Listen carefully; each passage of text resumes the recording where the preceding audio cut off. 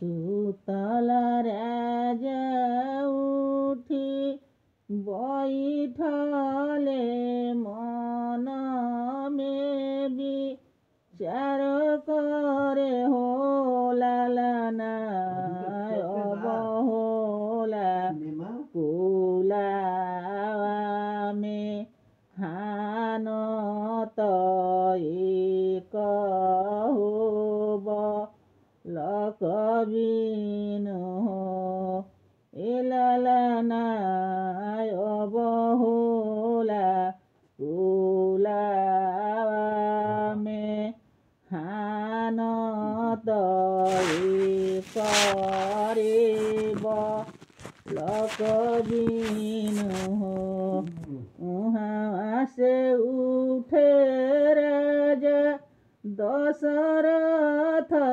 गुरु बाबा आरे गइले हो गुरुजी अब होला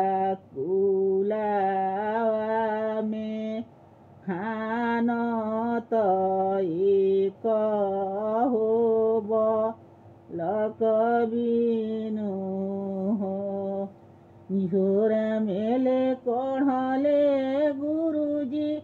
जड़ी बूटी और में जड़ी बूटी हो चेला जे तोहारा से जकेती रिया से हीरे पी जड़ी बूटी हो कोशिला रानी पियली को तोरा सुमित्रा रानी दुभनी हो लालना सिलिया धोई के पियली के कैया रानी तीनहु जानी रभरहली हो कोशिला के भइले राजा रामचंद्र सुमित्रा रानी के लक्ष्मण हो लालना के कई के भरत भू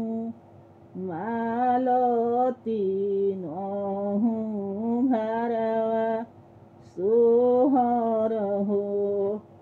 ओ बरिले बोले लिके कैया रानी सुन हो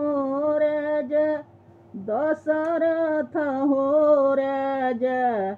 जानी बुझिया जोधे आलू तैह भरत अधि